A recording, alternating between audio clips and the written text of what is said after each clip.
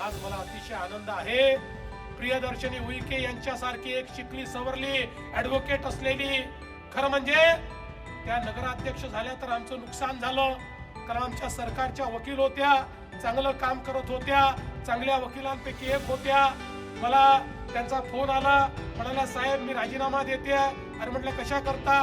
म्हणाले आता तुम्हीच तिकीट दिलं त्यामुळे मला सरकारी वकील राहता येत नाही। म्हटलं ठीक आहे, तुझा राजीनामा स्वीकारला, तू आता जनतेची वकिली कर, आपल्या नगरपालिकेची वकिली कर, त्यांच्या केसेस घेऊन आमच्याकडे ये, त्यांच्या करता निधी मागण्याकरता आमच्याकडे ये।